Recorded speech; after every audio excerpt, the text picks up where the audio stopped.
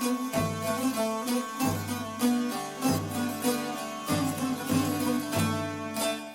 and welcome to the Majlis podcast, Radio Free Europe, Radio Liberty's current affairs talk show focusing on Central Asia. I'm Bruce Pannier, host of the Majlis and author of the weekly Central Asia in Focus newsletter. International Women's Day is coming up on March 8th. For many women, the day holds no meaning. Too many women and girls are victims of violence, often on a regular basis. This is true in Central Asia, and earlier this week, Uzbekistan's parliament had a chance but failed to adopt laws that would have given additional protection to women and girls. The views of society can work against victims of violence, and even when there are laws meant to protect against abuse, these laws are often not enforced. We have discussed this issue before on the Majlis podcast, but one of the main problems of violence against women and girls is that it's not talked about enough publicly. So in this session, we will look at what is and is not being done, and what still needs to be done to end violence against women and girls. To discuss all this, I am joined by Najla Ayoubi, a lawyer and a former judge, and a civil society and women's and human rights activist. Najla is currently Chief of Coalition and Global Programs at the Every Woman Coalition, an organization that works with more than 2,000 activists in 128 countries.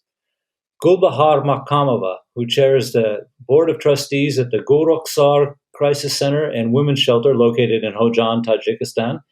Gulbakhor is also on the board of directors of several women's public organizations and nonprofit foundations. One of them is the National Association of Businesswomen of Tajikistan. Leila Nazgul Seitbek, a lawyer living in exile in Europe. Leila is the chairwoman of the NGO Freedom for Eurasia and a member of the working group for the Global Treaty to End All Forms of Violence Against Women and Girls. Thank you all for joining me, and I'd like to start out with Gulbakhor. Could you tell me a little bit about the work of Gulrukhsor, who the people are that come to you, and what the problems are that that you encounter most often? Thank you very much, first of all, for inviting me to join today's discussion. The problem of domestic violence, preventing all form of gender discrimination, the operating issues of social services supporting victims of domestic violence are extremely relevant and extremely urgent for our society. When we established the Crisis Center Gulrukhsor back in 1995, it was one of the first crisis centers in the Republic of Tajikistan. We started with just a telephone hotline and social support services. Then, as we saw the size of the problem, demand, we started expanding. In early 2000, we opened a shelter for 16 beds, expanded our rehabilitation programs, added social patronage, family and legal consultancy. All this time, we were learning and improving our work, methodologies, internal policy and procedures, registrating calls. Basically, we were learning, and we are still learning today. We are searching the best practices, best methodologies, adapting them to Tajikistan's situation and legal framework. And the key is we have not closed our door even for a day in all these 27 years. We are working 24 hours a day, 7 days a week, no day off, no holidays. We have gained a solid reputation in our community, making women more active in standing up for their rights and more eager to ask for help. On average, we receive more than 3,500 calls a year, providing support and services for women who suffered from domestic violence with a range of services. Hotline, as I mentioned, a comprehensive rehabilitation program, legal advice, etc. More than 100 women with children use the shelter every year, with the maximum stay limited to 3 months. I must emphasize that we do not limit ourselves to just helping women, helping victims of violence post factum. A great part of our work is related to eradication of violence and raising public awareness. We conduct trainings and information campaigns in close cooperation with community leaders, religious and public figures, district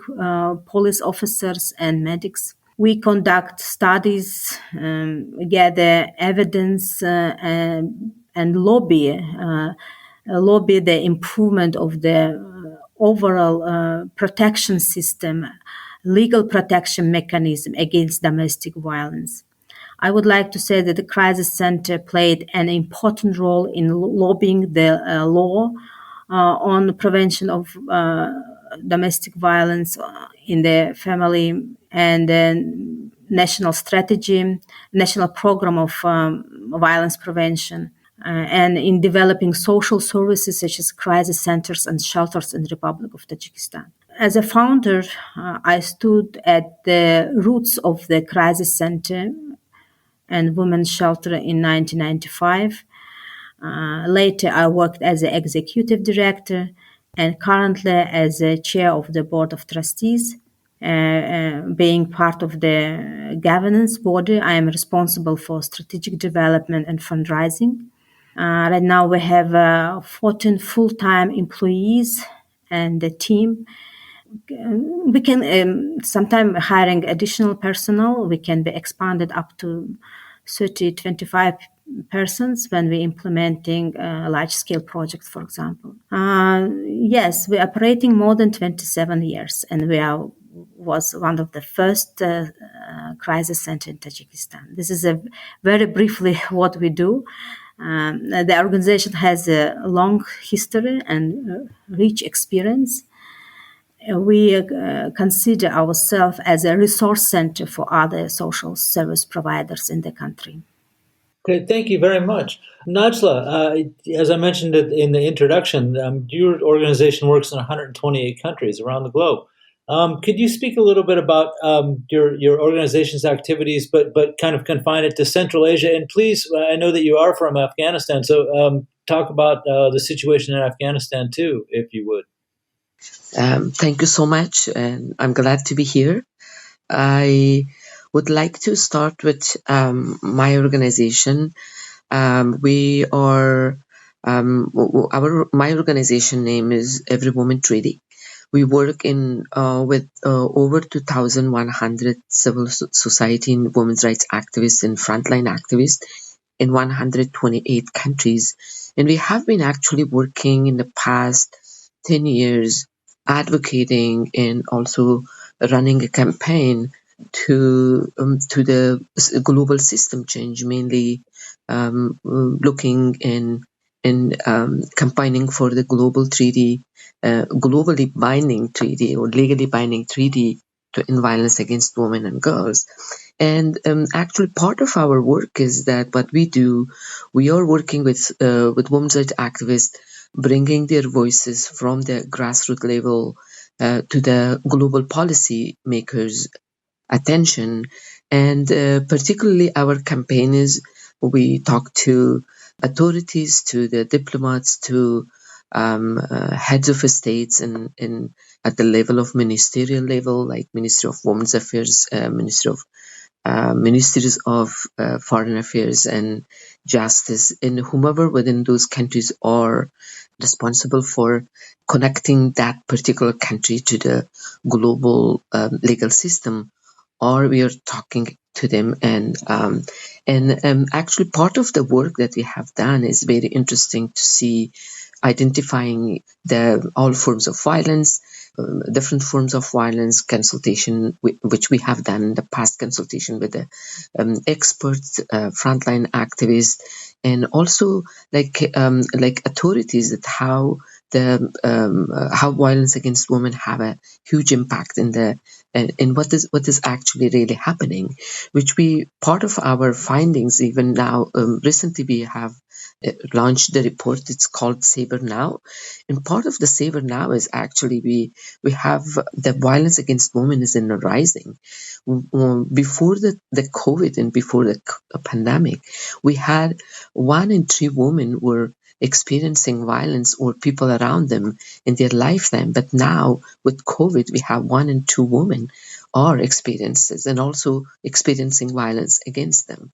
And also at the same time, with a conflict around the world, including Afghanistan, which I bring Afghanistan as a as an example later what is really happening regarding women.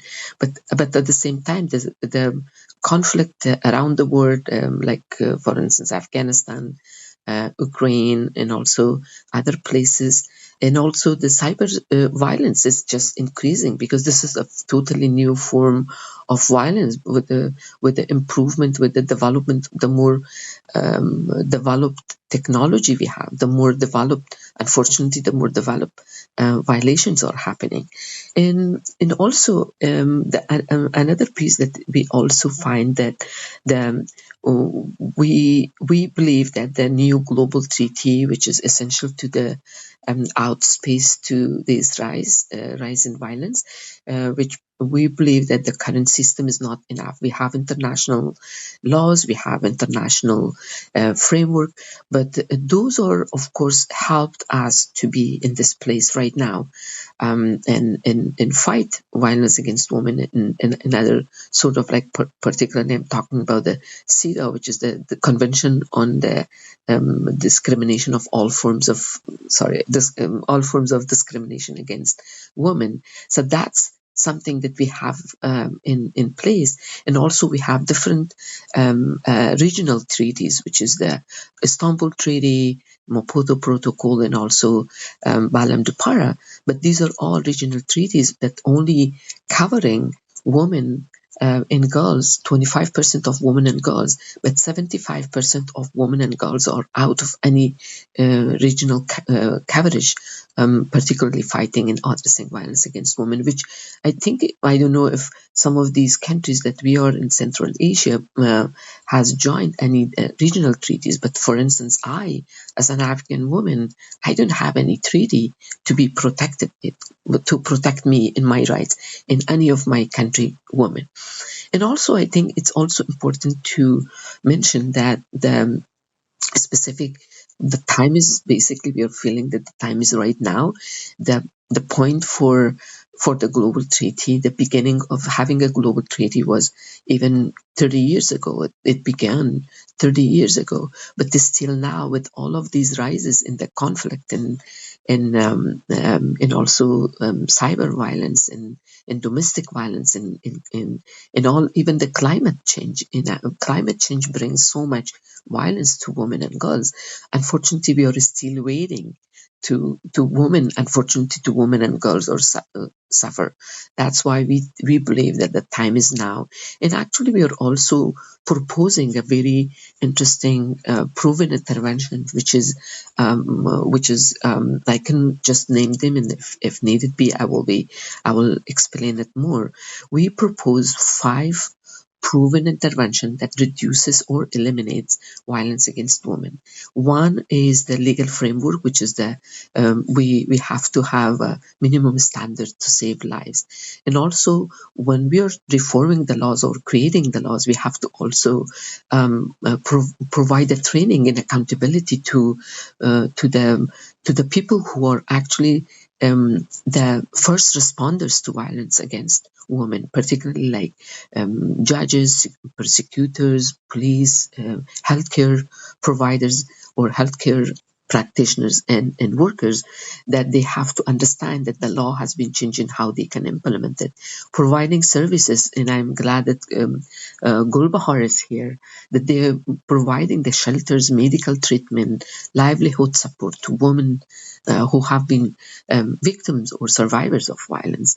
And also prevention education, which is the important piece right now. We feel that prevention education is so important that it should be provided for male, female, adults, and teens and children. Of course, for men and women are separate, particularly for men to understand and respect the women's rights, but also for women, for girls, for teenage girls particularly, to learn and demand, to learn their rights and demand their rights. And then another piece that it's also very important and crucial for this, one of the proven interventions, that it is the money. Because as we know, the organizations and the people we are working, and generally we are spending 11 cents per female on earth on ending on violence. But what we are also proposing, $1 per female on earth, which will be $4 billion per year, and that's exactly the amount that will reduce violence against women and girls. And at the end, we also trying to proposing the data and monitoring, because current system have not have enough monitoring in data collection about the implementation of all of those international laws. That's why we need to have a we call it a scorecard that you have to you can measure, you can gauge what you measure. If you're not measuring, we may not get. Most of the time we get like for instance in Syria we get lots of negative reports, which unfortunately it is just negative, and this is opens the situation for, or opens the door for the countries that they can you can interpret that in any ways. But we need the numbers, whether the basically like tobacco treaties or landmine treaties, whether the government has signed the treaty, they have all those measures in place, all of the activities in place, and they are implementing it and they are enforcing it. So if not, there is the accountability coming back to the state. So with all of this, I will also just go back to in Afghanistan, what we are as a woman and as a half of the population of the countries are suffering. I'm hearing very sad stories in Afghanistan, which I would like to update here, that you know that there are lots of women and girls have been prohibited to go to school. The increase in forced marriage and child marriage and in domestic violence and family violence is increasing because of the presence of the Taliban, that they are prohibiting women from experiencing and also practicing their rights. So lots of women's rights defenders and human rights defenders have been, unfortunately, have been hunted. They have been arrested. Their families were arrested, and actually they have been tortured, and even we have cases of rape and also sexual assault. So basically, with what I'm going to talk here is how much the world is waiting for not only women in Afghanistan, but also women around the world to suffer. So the time is now to call for the global treaty, to start the process of the global treaty ending violence against women and girls. And I think this is the time. Thank you. I will stop here, and then if any other question, I will respond. Thank you. Yeah, thank you. And we're going to come back to a couple points you made. And one of them, actually, I'm going to ask Leila about. Najla had mentioned that her organization interacts with governments in these regions. Now, you're a veteran rights activist, and you've been watching all of Central Asia and what's been going on. What is your impression of the government's response to to these kind of appeals, to these meetings with these kind of organizations when they come around? I mean, obviously, in public, the leaders will say, yeah, I think every Central Asian president has said, of course, we're for women's rights. But in fact, what really happens? Yeah, it's good that you asked. It's an interesting question. It's something I actually was planning to talk about. We did hold a large number of meetings, as actually hundreds of diplomatic meetings with the representatives of many countries. And actually, we've partnered with Najla on a few of them. The impression is interesting. The coolest reception that we have so far received when we were, laying out the plan and telling the authorities of these countries, the diplomats, that the current system is not meeting the needs of women and girls and is not sufficient, however wonderful they are. The coolest reception we have actually been receiving, unfortunately, from European states. And a part of the reason, obviously, is that they see the current systems, the current conventions and instruments that we already have. They think that it's sufficient, such as the CEDAW, as Najla has mentioned, and the Istanbul Convention. I must say, CEDAW is an important document. If not for CEDAW, we wouldn't be sitting here, right? It has done its job. It's very important. The problem with CEDAW, though, is that it's not addressing violence as such. The countries of Central Asia, how was the reception from these countries? I actually participated in several of those as well. the reception, of course, is much warmer. And you are right. The representatives of delegations of these countries, of course, will not say, we don't want to support this because we support violence against women. We want women to continue suffer. They will never say that. They are excited to hear about the possibility of having this extra instrument. Their concern, however, is obviously the finances, the funding. Where does the funding come? And as Najla has mentioned, it's the funding. It's possible to raise the funding. That's not, there shouldn't be a problem, an obstacle that we wouldn't be able to overcome. So generally, from the countries of the global West, I would say the reception is warm. The authorities do understand the need, and it's also important to remember that these are the countries where violence is pandemic. But it would be wrong to think that Europe is immune to this problem, because when we actually met with several European countries, I have mentioned that the safest countries in Europe actually do have over 30, or in some cases over 50% of cases, 50% of women, over 50% of women that are subjected to violence in their lifetime. It's unbelievable. I was actually shocked to see that statistic, and the diplomats from those very safe countries were quite surprised to hear about that as well. So no country is immune. So generally, yes, it seems that the countries that suffer the most from violence are ready to support this goal, to adopt this new instrument that would encompass all of the different approaches in tackling this issue. Whereas the countries of Europe are quite doubtful about this.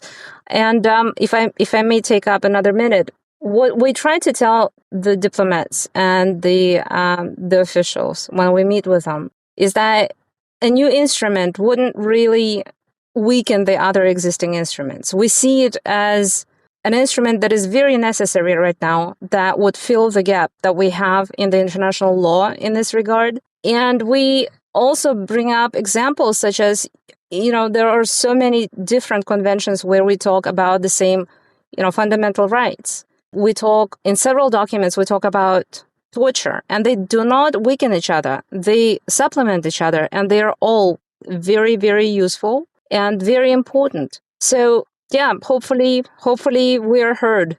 Okay, thank you. And Gulbakhor, I have a question for you.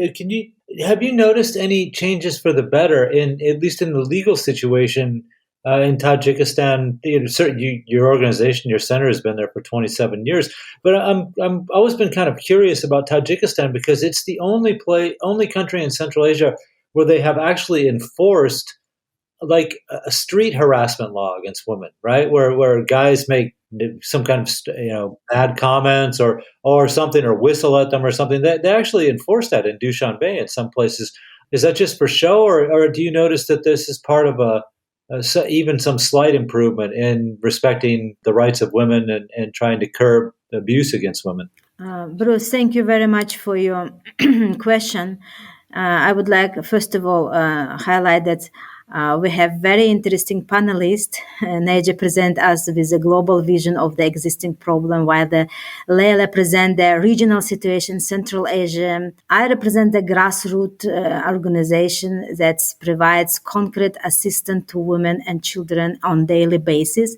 And we must respond effectively to each fact of violence, measure, improve the whole system. And this is really all this different type of background provide to our audience complete objective picture and full perspective. Yes, let me go back to Tajikistan and highlight the problem from point of view of the crisis center, which I represent. Tajikistan is traditionally society dominated with a patriarchal view of women's role in family and society.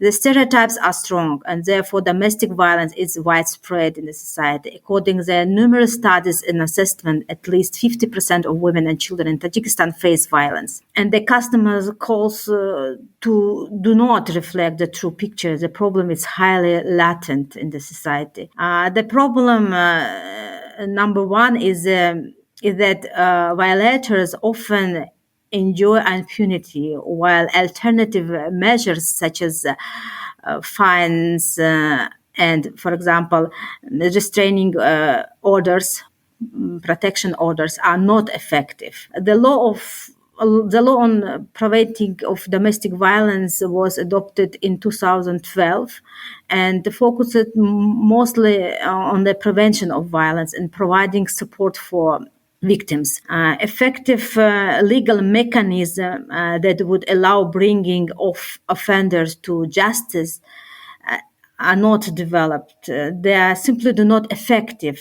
And domestic violence is not treated as a standalone offense, and it's not criminalized in full in criminal court. The restraining order can be issued that prohibits any violence against the victims. It prevents the offender from searching, spying on, visiting the victims. It can also contain prohibition of alcohol or drug use for the offender. On average, the court issued 2,000 approximately annually restricting orders every year.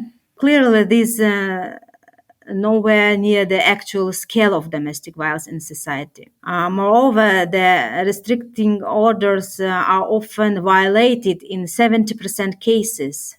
And these violations are negated by paying a moderate fine. In case of repeated violence, and the offender may be subjected to administrative detention up to 15 days.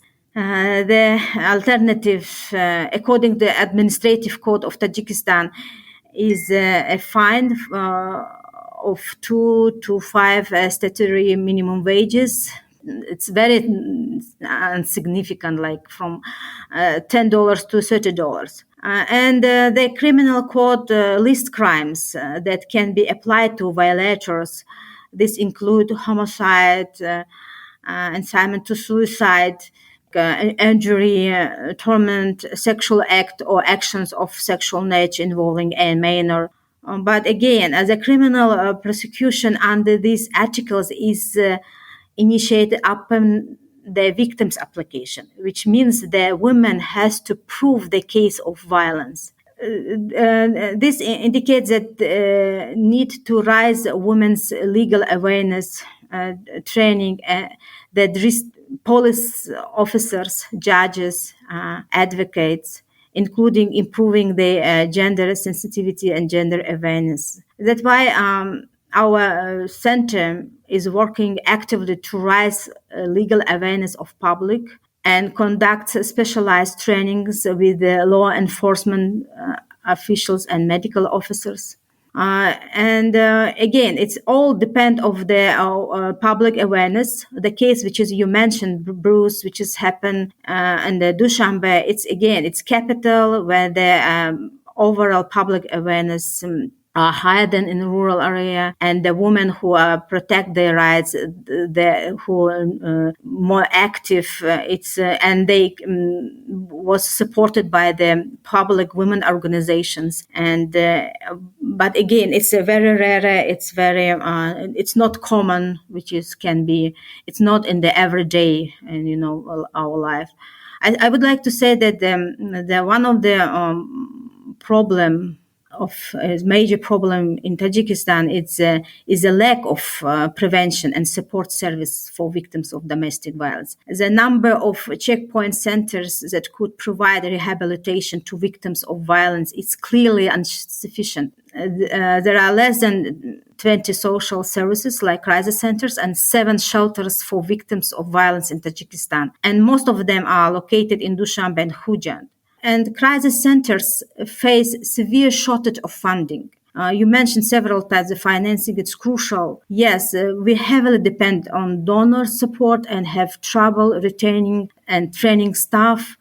On the one hand, providing services and support to victims of domestic violence is the job of the governments. according to the international obligation. However, the volume of the services provided to victims of violence in Tajikistan remains extremely inadequate. On the other hand, the government does not pay enough attention to financing the services from national budget. The result is that the funding is only provided by international donors, and the civil society remains the key partner in providing support to victims of domestic violence. From our experience, I can say we have regularly faced shortage of funding, and we are on the verge of closing down 2 or 3 times in the last 10 years. And in our crisis center, we maintain a mixed fundraising policy, relying on both donor organizations and the government in addition to private donations. We also try running income-generating activity so as to maintain the center's operations, but so far with a little lack. We're actively seeking ways to improve financial sustainability of our center. In long run, this may come into the form of social maybe enterprises at the center where our clients could get temporary employment such as serving facility or laundry. This would also help create job and generate income, however small, for women surviving violence or for the center.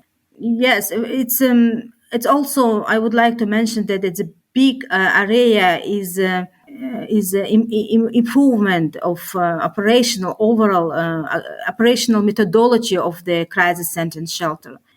We still not have common standards. We need to develop common standards for all such kind of service providers, improve the services to make them more effective and relevant to the needs of violence survivors.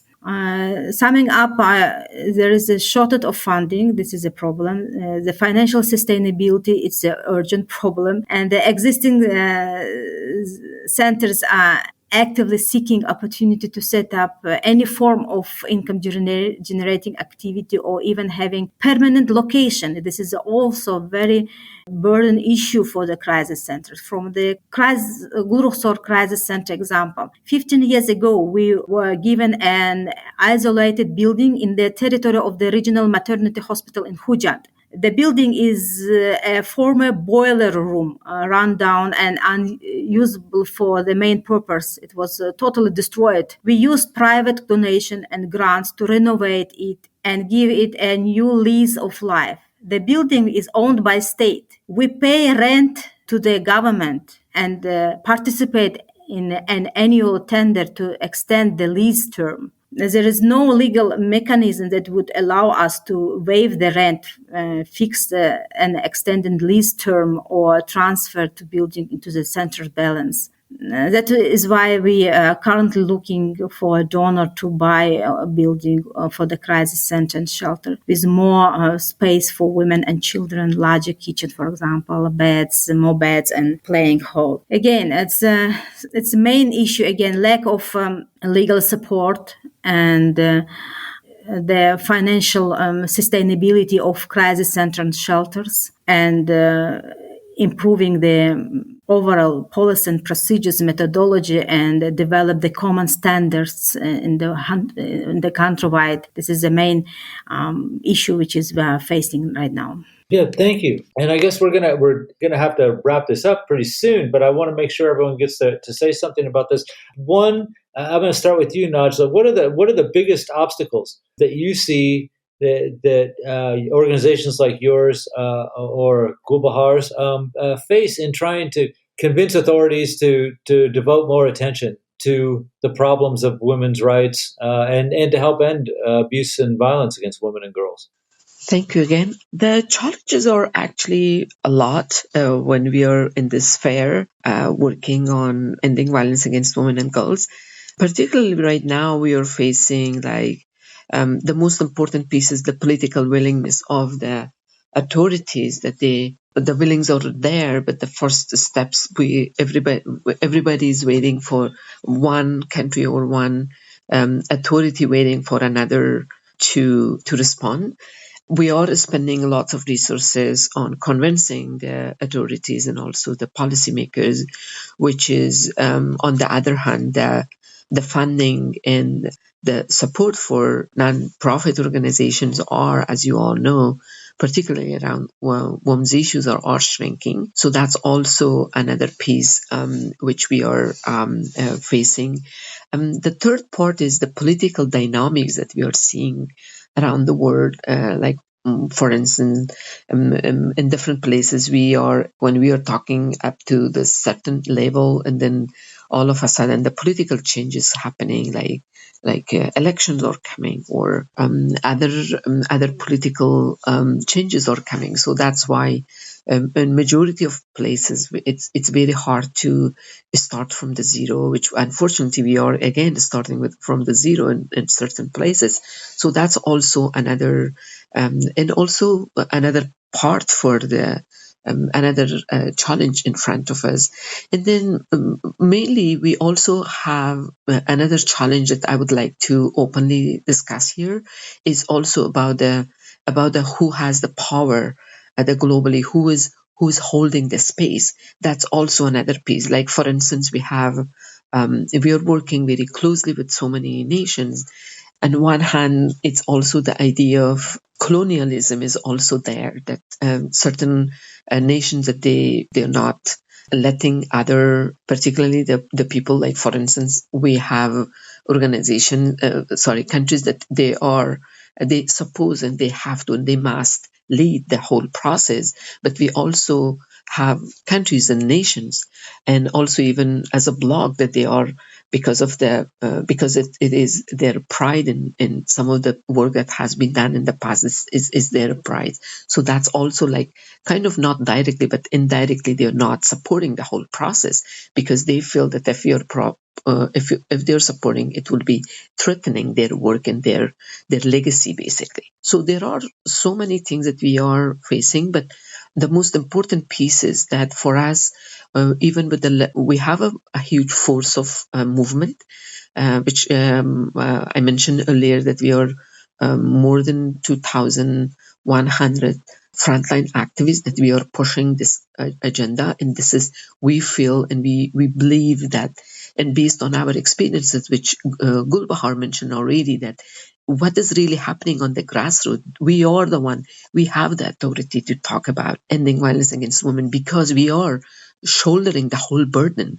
I feel when I hear from Gulbakhor in the situation in Tajikistan or in Kyrgyzstan or in Afghanistan or anywhere else in the world, the stories are similar. So that's why we feel, we frontline activists, we are urging authorities, policymakers who are in power, who can make a difference, who can leave the legacy, who can make not the woman in the current environment, but also in the future coming generations safe and secure and protect them.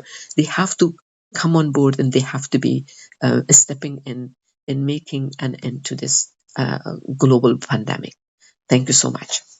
Thank you very much. And Leila, I want to go to you, and kind of a tough question, but when we have these conversations, it's clear that the social pressure is intense upon women to keep quiet about becoming victims, being victimized, sexual violence, domestic abuse, those kind of things. Gulbakhor had mentioned that they conduct, of course, meetings and lectures specifically to try to shout this out and show that to convince people this is wrong behavior. It's incorrect to do. I mean, how much of a challenge is that, and what can, in your opinion, what can be done to change the views of society? And we have to be honest about this. Men that are perpetuating it, but a lot of times women go along with it because that's the way they've been raised. How do you fight that back? Yeah, you're absolutely right. There are unfortunately many women who are perpetuating violence as well, and that, for example, a good example of that, for example, are women that participate in bride kidnapping because they are there and they're witnessing, and they're accomplices to a rape taking place, basically. How to change that? Obviously, and hearing Gulbakhor is very painful. And this is exactly what we've been telling to the diplomats and the authorities of the countries that we meet with. You can't we shouldn't put all of this entire burden on grassroots activists.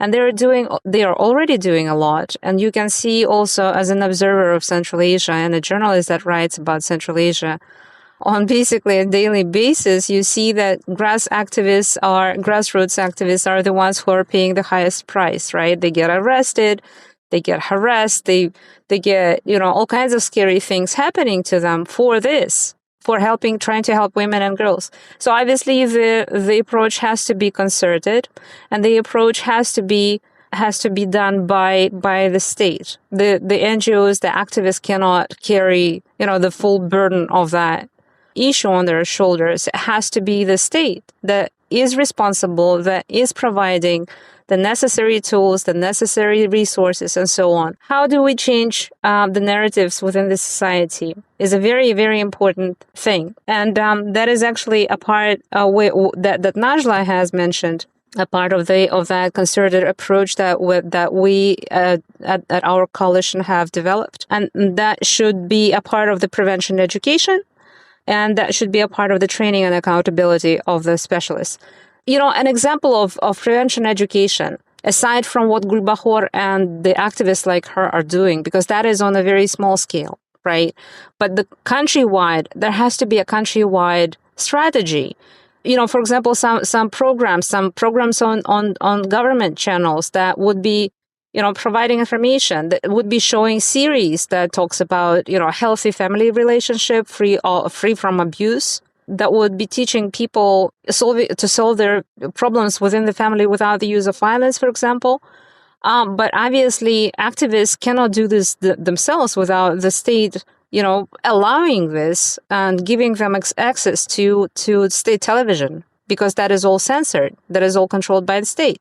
So that content is totally in control of the state, and whatever narratives are being provided to the population are obviously controlled by the state as well. So we cannot do this without states being involved. In regards to holding the states responsible and accountable for this, this is also the problem, because as Gulbakhor again has mentioned, there is too little resources. There are too few shelters. There are too few, hotlines, or maybe none. There is, in some places, no legal framework that would even criminalize certain activities. To ask the states of what has been done in the past period is something that we are completely missing right now. A clear scorecard where the countries would be asked, how many shelters did you open? How many cases were persecuted? What did you do in the last year, for example, or whatever the reporting period is?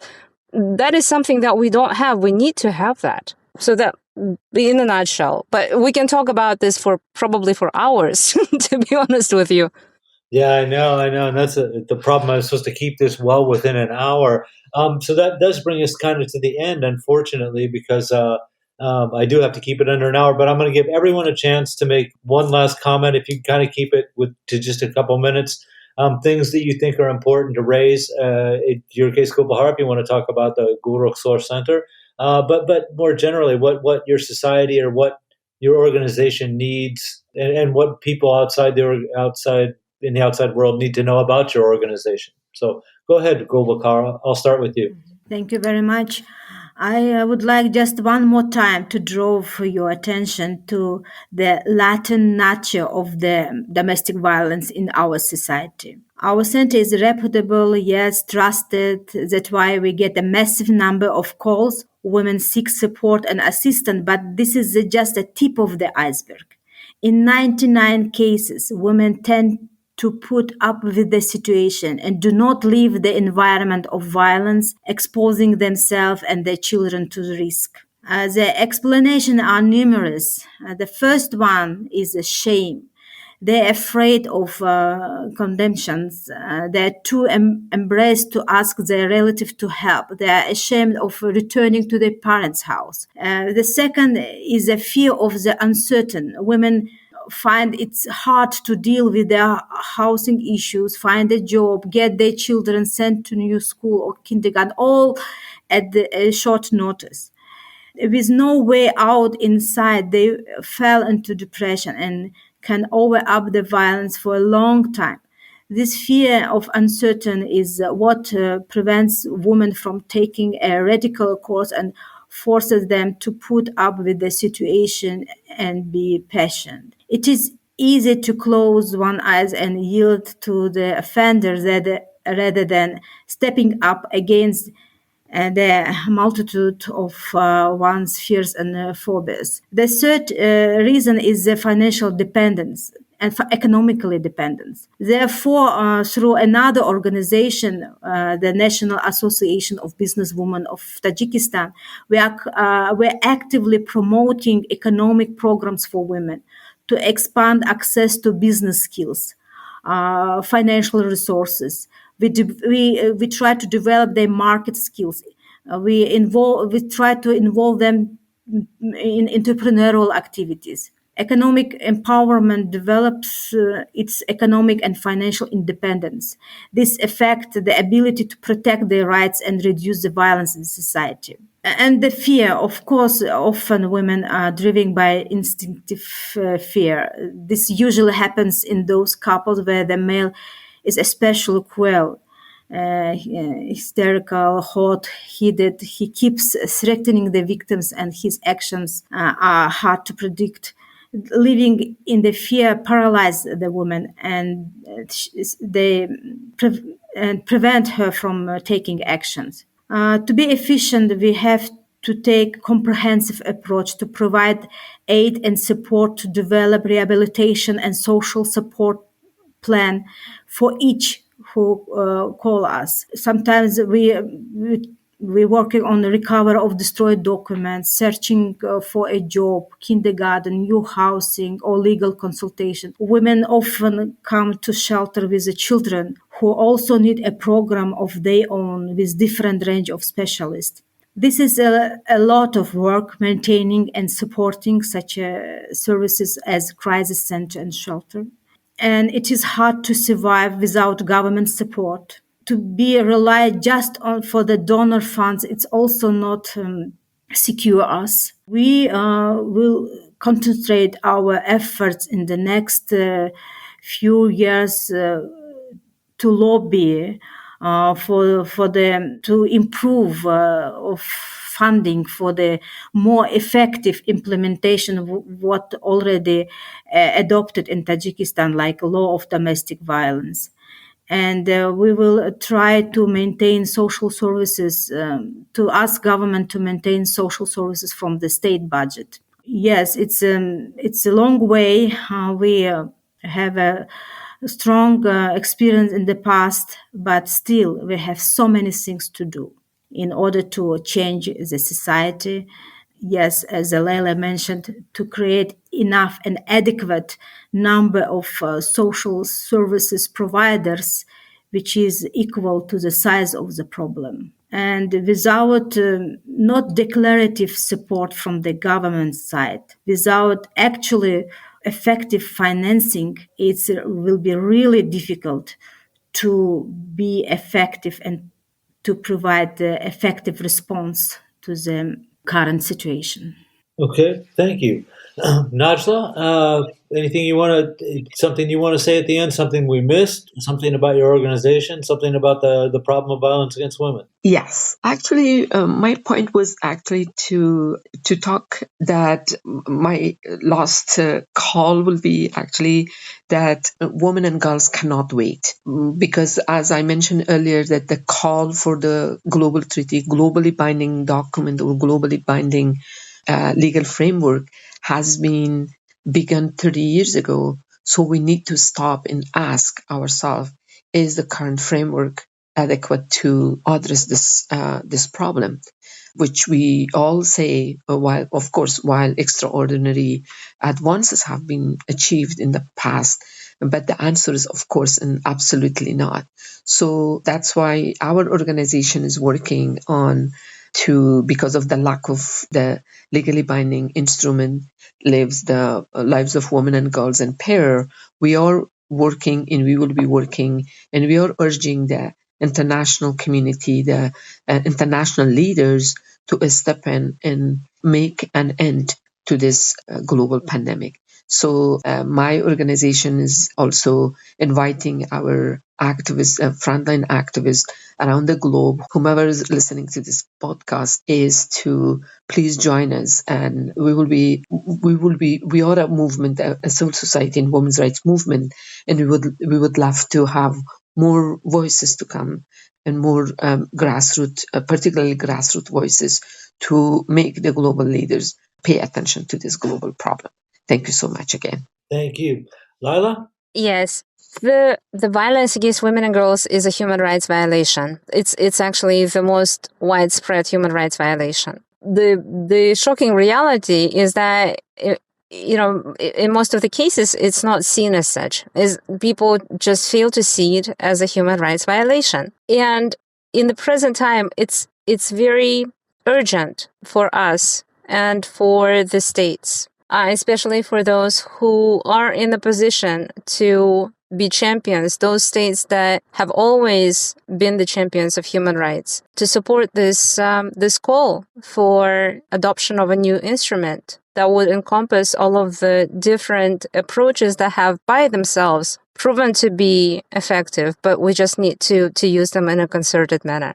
So yeah, my ask is for the countries that can do this to join the call, to search out the Coalition Every Woman treaty and find lots of material about this issue on their website, and help us move this issue forward towards our goal to ensure safety to women and girls around the globe.